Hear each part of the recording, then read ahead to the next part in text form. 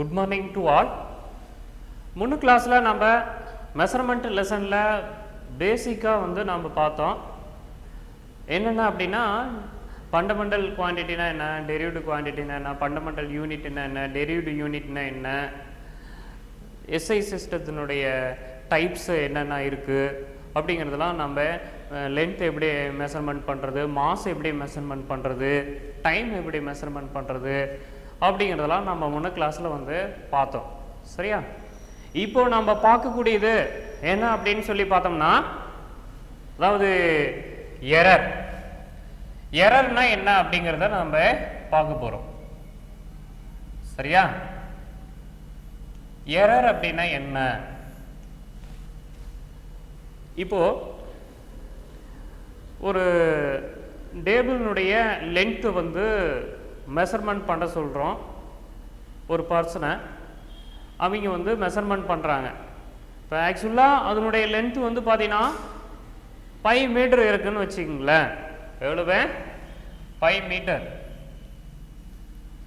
அந்த ஒரு பர்சன் போய் 5 மீட்டரை மெஷர்மெண்ட் பண்ணுறதுக்கு பதிலாக 4.8 மீட்டர் மெஷர்மெண்ட் பண்ணுறான்.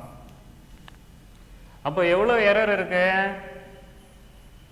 0.2 எரர் காமிக்குது. 0.2 மீட்டர் எரர். சரியா?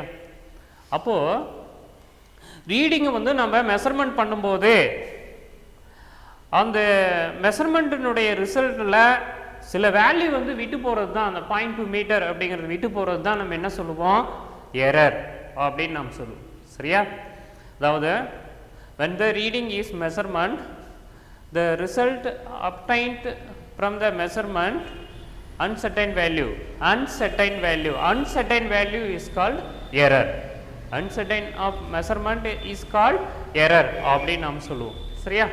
இந்த எரர் நம்ம 3 டைப்பாக நம்ம செப்பரேட் பண்ணுறோம்.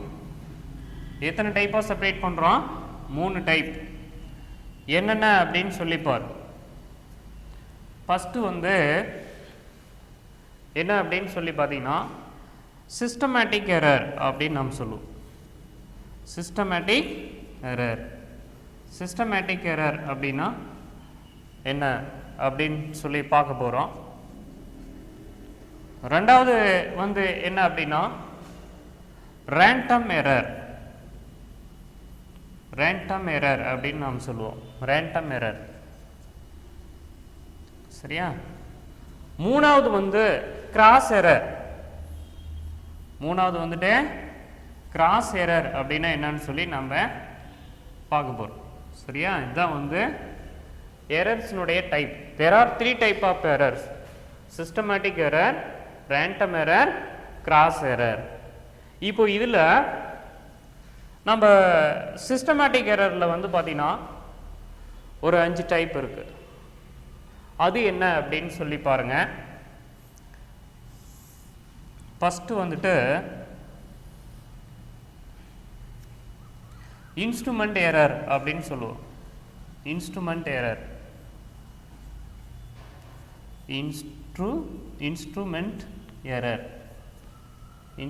எரர் அப்படின்னு சொல்லுவோம். Second imperfections of experimental technique. Imperfection of experimental technique. சரியா? Technique.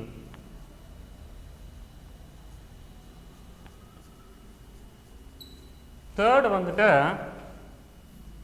Personal error. Personal error அப்படின்னு சொல்லுவோம். நாலாவது error due to external causes. External causes.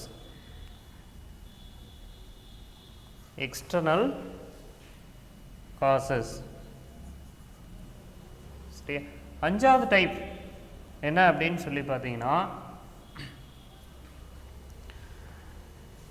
ஒன்று instrument error, imperfections of experimental technique, personal error, external causes. அஞ்சாவது வந்துட்டு least count error.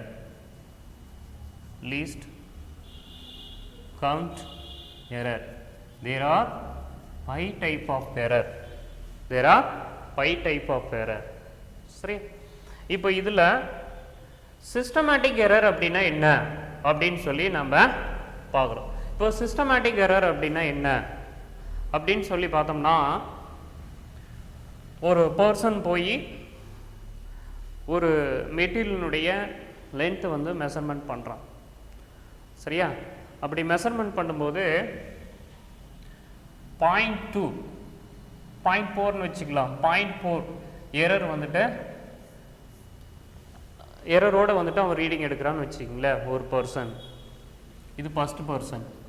ரெண்டாவது person போகிறான் அப்படின்னு பார்த்தீங்கன்னா அவனும் வந்து 0.4 அது ஏன்னா இப்போ இன்ஸ்ட்ருமெண்ட்டில் என்ன மிஸ்டேக் இருக்கோ அதே தான் வந்து கண்டிப்பாக வந்து எரர் வந்து திரும்ப திரும்ப ரிப்பீட் ஆகிக்கிட்டே இருக்கும். ரெண்டாவது பர்சன் வந்து 0.4 மீட்டர், மூணாவது பர்சன் வந்து பார்த்தீங்கன்னா 0.4 மீட்டர், நாலாவது பர்சன் வந்து பார்த்தீங்க அப்படின்னா 0.4 மீட்டர். இப்படி வந்து ஒரே எரர் திரும்ப திரும்ப ரிப்பீட் ஆகிக்கிட்டே வந்துச்சு அப்படின்னா அதுதான் நம்ம என்ன சொல்கிறோம், சிஸ்டமேட்டிக் எரர் அப்படின்னு நாம் சொல்லுவோம். சரியா? சிஸ்டமேட்டிக் எரர் அப்படின்னா ஒன் எரர் வந்து திரும்ப திரும்ப வந்துட்டு என்ன பண்ணோம், ரிப்பீட் ஆகிக்கிட்டே வரணும். அதான் சிஸ்டமேட்டிக் எரர் அப்படின்னு நாம் சொல்லுவோம். இதில் வந்து பார்த்திங்கன்னா அதாவது 5 டைப் இருக்குது. அதில் நம்ம ஃபஸ்ட்டு வந்து பார்க்கக்கூடியது இன்ஸ்ட்ருமெண்ட் எரர் அப்படின்னா என்னன்னு சொல்லி நம்ம பார்க்குறோம். இப்போ இன்ஸ்ட்ருமெண்ட் எரர் அப்படின்னா என்னன்னு சொல்லி பார்த்தீங்கன்னா, இப்போ ஒரு ஸ்கேல் இருக்குது. அந்த ஸ்கேலில் வந்து எண்டு வந்து பார்த்தீங்க அப்படின்னா 0க்கு பதிலாக அதுதான் ஸ்கேல்னு வச்சுக்கோங்க. இப்போ இது 0 ஆக்சுவலாக வந்து இப்படி தான் வந்து ஸ்கேலில் ஆரம்பிக்கும். 0, 1, 2, 10 மில்லிமீட்டருங்கிறது 1 சென்டிமீட்டரு இப்படி ஆரம்பிக்கும். சரியா? இப்போ வந்து இந்த 0 வந்து விட்டு போயிடுது, இந்த எண்டு வந்து கட் ஆகிடுதுன்னு வச்சுக்கோங்க. ஸ்கேல் வாங்கும்போதே இப்போ வந்து இந்த 0 இல்லாமல் இந்த இடத்துல எட்ஜில் வந்து கொஞ்சம் வந்து கட் ஆகி போயிடுது. அப்போ கட் ஆகிடுச்சு அப்படின்னு பார்த்தீங்கன்னா இங்கே எவ்வளவு, 2 மில்லிமீட்ரு. சரியா? இப்போ அந்த 2 மில்லிமீட்டர் வந்து இப்போ நான் போய் மெஷர்மெண்ட் பண்ணாலும் அதே தான் இருக்கும். இன்னொரு பர்சன் போய் அதை மெஷர்மெண்ட் பண்ணாலும் 0.2 மீட்டர் தான் இருக்கும்.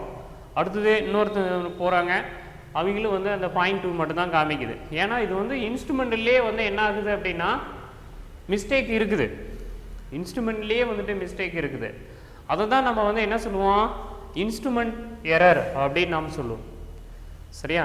இன்ஸ்ட்ருமெண்ட் எரர் அப்படின்னா அதாவது அந்த ஸ்கேல் வந்து இன்ஸ்ட்ருமெண்ட்டில் வந்து பார்த்தீங்கன்னா ஸ்கேல் வந்து ப்ராப்பராக கால்குலேட் பண்ணல அப்படின்னு பார்த்தீங்கன்னா கண்டிப்பாக இந்த எரர் வந்துட்டு அரைஸ் ஆகும். when an instrument is not properly calibrated at the present of time, this error may be arise.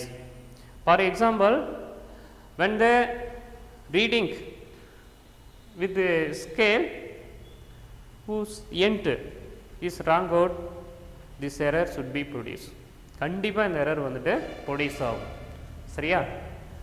சரி, இதை வந்து நம்ம எப்படி வந்து நம்ம இது குறைக்கலாம், இந்த எரர் இல்லாமல் பண்ணலாம் அப்படின்னு பார்த்தீங்கன்னா, அதாவது கவனமாக கேர்ஃபுல்லாக வந்து இன்ஸ்ட்ருமெண்ட்டை வந்து நம்ம செலக்ட் பண்ணணும். You select the instrument carefully. ரொம்ப கவனமாக நீ வந்து இன்ஸ்ட்ருமெண்ட்டை செலக்ட் பண்ணால் மட்டும்தான் இந்த எரரை வந்துட்டு நம்ம ரைஸ் பண்ண முடியும். அடுத்தது ரெண்டாவது வந்து என்ன அப்படின்னு சொல்லி பார்த்தீங்கன்னா, இம்பர்ஃபெக்ஷன்ஸ் ஆஃப் எக்ஸ்பெரிமெண்டல் டெக்னிக்கு. இந்த எரர் வந்து எப்படி அரைஸ் ஆகுது, இது எப்படி அப்படின்னு சொல்லி பார்த்தீங்கன்னா, இது வந்து எக்ஸ்பெரிமெண்ட்லேயே வந்து பார்த்தீங்கன்னா குறைபாடு இருக்கும். எக்ஸ்பெரிமெண்ட்லேயே வந்து பார்த்தீங்கன்னா குறைபாடு இருக்கும். சரியா? அதாவது the limitations of experiment, this error may be arise to limitations of experiment அப்படின்னு நம்ம சொல்லுவோம். என்ன சார் அப்படின்னு பார்த்தீங்கன்னா, ஃபார் எக்ஸாம்பிள்ஸ் கலோரிமீட்டர் உங்களுக்கு தெரியும். அது வந்து ஸ்பெசிஃபிக் கிட்ட மெஷர்மெண்ட் பண்ணக்கூடிய ஒரு இன்ஸ்ட்ருமெண்ட்டு. நீங்கள் லோயர் கிளாஸில் படிச்சிருப்பீங்க. வாட்டர்னுடைய ஸ்பெசிஃபிக் ஹீட் என்ன, ஒரு ஸ்டீல் பாலினுடைய ஸ்பெசிஃபிக் ஹீட் என்ன அப்படின்னு சொல்லி மெஷர்மெண்ட் பண்ணக்கூடிய இன்ஸ்ட்ருமெண்ட்டை. அந்த கலோரிமீட்டருங்கிறது மெட்டலால் மேட் ஆகப்படுது. இது சோட ரவுண்டாக இருக்கும். அது வந்து எதுக்குள்ளே வச்சுருப்பாங்க அப்படின்னா உடன் பாக்ஸ்க்குள்ளே வந்து கண்டிப்பாக வச்சுருப்பாங்க. அந்த உடன் பாக்ஸ் வந்து கண்டிப்பாக ரொம்ப டேமேஜாக இருந்துச்சுன்னு வச்சுக்கிங்களேன், ரொம்ப டேமேஜாகவே இருக்குது. ரொம்ப டேமேஜாகவே இருந்துச்சு அப்படின்னா கண்டிப்பாக வந்து அதில் இருக்கக்கூடிய அந்த ஹீட் எல்லாம் என்ன ஆகும், எல்லாம் லாஸஸ் ஆகும். ஹீட் எல்லாம் லாஸஸ் ஆகும். இப்போ வந்து ஹீட் வந்து எல்லாம் லாஸஸ் ஆகிடுச்சின்னு வச்சுக்கிங்களேன்.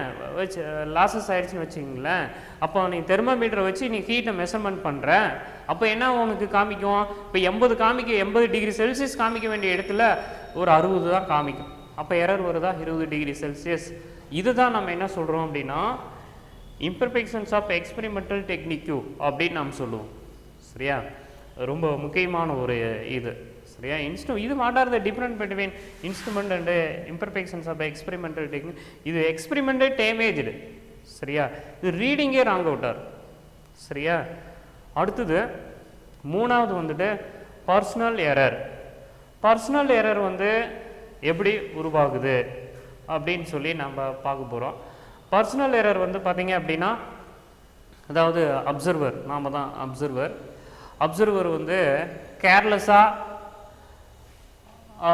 அதாவது அப்சர்வேஷனை வந்துட்டு நோட் பண்ணுறது. இப்போ அப்சர்வேஷன் டேபிளில் வந்து ரீடிங்கை வந்து தப்பாக கவனமாக அங்கே பார்த்துக்கிட்டே ரீடிங்கை வந்து இப்போ 4 மீட்ரு பொட்டன்சியோமீட்ரு 4 மீட்ரு பேலன்சிங் லென்த்து காமிக்குது அப்படின்னா 4 மீட்டருக்கு பதிலாக நீ 3 மீட்டருன்னு அப்படின்னு நோட் பண்ணுறது. சரியா, this error may be arise due to careless of an observer. Be careful. And second ஒன்று initial set of the experimental. அதாவது எக்ஸ்பெரிமெண்ட்டே வந்து நீ தப்பாக செட் பண்ணுறது. தப்பாக செட் பண்ணால் தப்பாக தான் உனக்கு ரீடிங் வந்து காமிக்கும். சரியா, கரெக்டாக வந்து அதை செட் பண்ணணும். இப்போ வந்து பார்த்தீங்கன்னா ஸ்பெக்ட்ரோமீட்டர் இருக்குது அப்படின்னா ஸ்க்ரூ கீழே 3 ஸ்க்ரூ கொடுத்துருப்பாங்க. அதை கரெக்டாக நீ லெவல் பண்ணி தான் நீ வந்து இது பண்ணணும். மேடும் பள்ளமாக வச்சுன்னா ரீடிங் தப்பாக தான் வந்து காமிக்கும், எரர் வந்துட்டு காமிக்கும். சரியா, அப்போ எக்ஸ்பெரிமெண்ட்டு வந்து பார்த்தீங்கன்னா என்ன பண்ணணும், செட் பண்ணும்போது கவனமாக கேர்ஃபுல்லாக வந்துட்டு செட் பண்ணணும். சரியா, இதான் வந்து இந்த எரர் வந்துட்டு உருவாகிறதுக்கு காரணம், பர்சனல் எரர். நம்ம கவனமாக கேர்ஃபுல்லாக இருந்தோம் அப்படின்னா ரெடியூஸ் திஸ் எரர். சரியா, அடுத்தது external causes. This error may be due to change in temperature, pressure. இதனால தான் இந்த எக்ஸ்டர்னல் காசஸ் எரர் வந்துட்டு ஃபார்ம் ஆகுது. இப்போ பார்த்தீங்கன்னா ஒன்றும் இல்லை, இப்போ வந்து டெம்பரேச்சரை நான் மெஷர்மெண்ட் பண்ணோம். ஒரு வாட்டர், அதாவது ஹாட் வாட்டர்னுடைய டெம்பரேச்சரை மெஷர்மெண்ட் பண்ணோம். போகிறோம், கிளைமேட்டு வந்து பார்த்தீங்க அப்படின்னா ரொம்ப கூலாக இருக்குதுன்னு வச்சிங்களேன். ஃபஸ்ட்டு கூலாக இருக்கும்போது டெம்பரேச்சர்ஸ் அதாவது கம்மியாக காமிக்கும். ரொம்ப ஹீட்டாக இருந்துச்சுன்னு வச்சுக்கவே அந்த சரௌண்டிங்கு, அப்போ டெம்பரேச்சர்ஸ் வந்துட்டு என்ன பண்ணுறோம், அதிகமாக வந்துட்டு காமிக்கும். இது வந்து நியூட்டன் கூலிங் லெவலில் நம்ம பார்க்க போகிறோம். நியூட்டன் கூலிங் லெவலில் அந்த இடத்துல இருக்கக்கூடிய டெம்பரேச்சர்ஸை பொறுத்து தெர்மோமீட்டர் வந்து என்ன பண்ணுறோம், கண்டிப்பாக டெம்பரேச்சரை காமிக்கும், சேஞ்சஸ் ஆகும். ஓகேவா? ஸோ அப்போ வந்து ப்ரெஷரும் அதேமாரி தான். ஆனால் அட்மாஸ்பியரிக் ப்ரெஷர் அண்டு டெம்பரேச்சரை பொறுத்து கண்டிப்பாக எரர் வந்துட்டு சேஞ்சஸ் ஆகும். ஏன்னா அந்த அட்மாஸ்பியர் ரொம்ப ஹீட்டாக இருந்துச்சுன்னா அப்போ ஒரு மாதிரி ரீடிங் காமிக்கும், கூலாக இருந்தால் அப்போ ஒரு மாதிரி ரீடிங் வந்துட்டு காமிக்கும். சரியா, அதனால தான் இந்த எரர் வந்துட்டு ஃபார்ம் ஆகுது. அப்போ இது எப்படி நம்ம ரெடியூஸ் பண்ணலாம்னா, அட்மாஸ்பியரிக் ப்ரெஷர் வந்துட்டு கான்ஸ்டண்ட்டாக இருக்கணும். அப்போ வந்து டெம்பரேச்சர் சேஞ்சஸ் இல்லாமல், ப்ரெஷர் சேஞ்சஸ் இல்லாமல் இருந்தால் நமக்கு வந்து பார்த்திங்கன்னா இந்த எரர் வந்துட்டு உருவாகாது. சரியா, does not change in both pressure and temperature. அடுத்தது லீஸ்ட் கவுண்ட் எரர். இந்த லீஸ்ட் கவுண்டர் எரர் அப்படின்னாவே உனக்கு தெரியும், smallest value that can be measured by measuring instrument மூலமாக தான் இது வந்துட்டு நம்ம மெஷர்மெண்ட் பண்ண முடியும், லீஸ்ட் கவுண்ட் எரர். சரியா, இதை வந்து நம்ம எப்படி வந்து ரெடியூஸ் பண்ணுறது அப்படின்னா, அதாவது ஹை ப்ரிசிஷன் இன்ஸ்ட்ருமெண்ட்டை தான் வந்துட்டு நம்ம யூஸ் பண்ணோம். இப்போ for example screw gauge, vernier calliper, இது மாதிரி இன்ஸ்ட்ருமெண்ட்டை வந்துட்டு நம்ம பேலன்ஸ், டிஜிட்டல் பேலன்ஸ்லாம் பாருங்கள் அக்யூரேட்டாக காமிக்கும். ஹை ப்ரிசிஷன் இன்ஸ்ட்ருமெண்ட்டை யூஸ் பண்ணோம் அப்படின்னா இந்த எரரே வராது. சரியா, இதான் வந்துட்டு எத்தனை டைப் இருக்குன்னு நம்ம சொல்லியிருக்கிறோம், 5 டைப் இருக்குது அப்படின்னு நம்ம சொல்லியிருக்கிறோம். அடுத்தது random error. Sir random error அப்படின்னா என்ன? This error may be arise to random, அதாவது variations in pressure, temperature, power supply.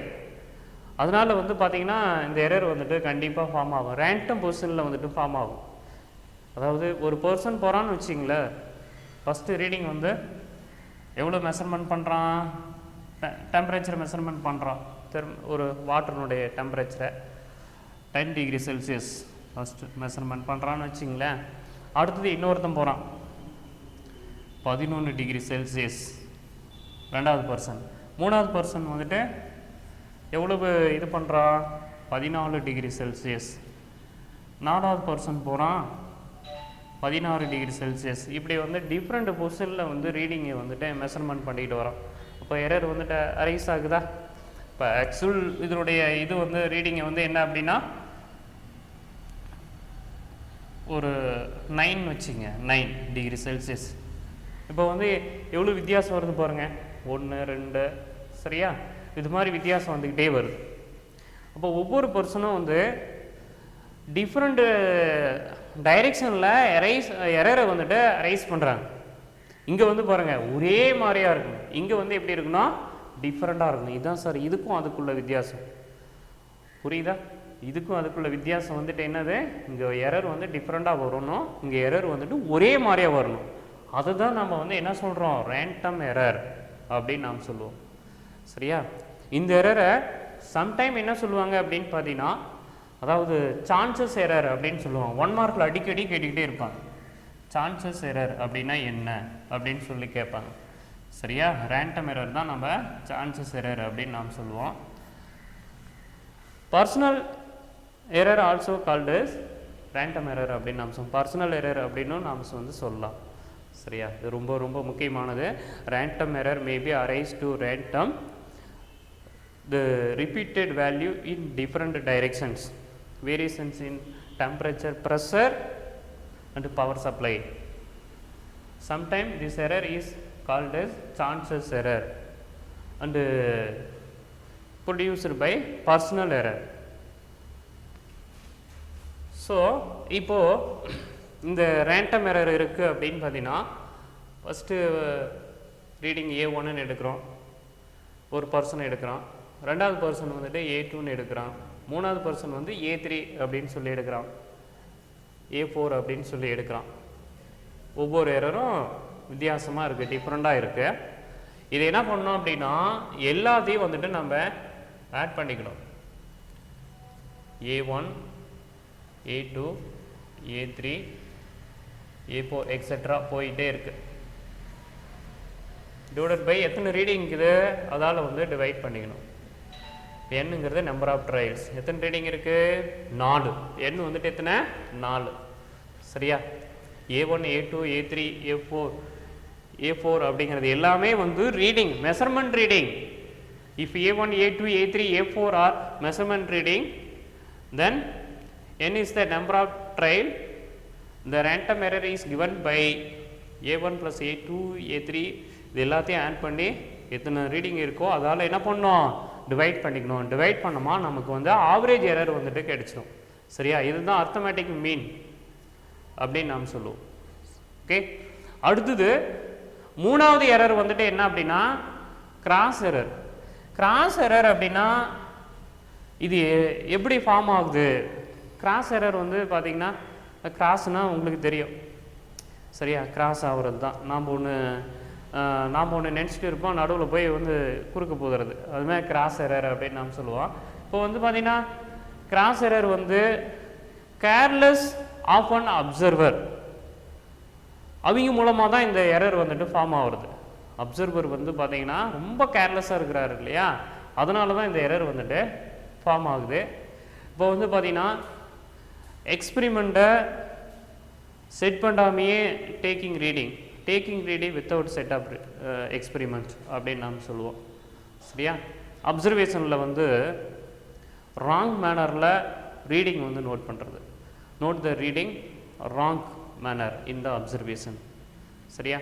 அடுத்தது அப்சர்வேஷன்ஸு ரீடிங் வந்து தவறான ராங் அப்சர்வேஷன் ரீடிங் வந்துட்டு ஃபார்முலாவில் அப்ளை பண்ணுறது, கால்குலேட் பண்ணும்போது நமக்கு என்ன கிடைக்கும், கண்டிப்பாக ஆன்சர் வந்து நமக்கு தப்பாக தான் வந்து கிடைக்கும். சரியா?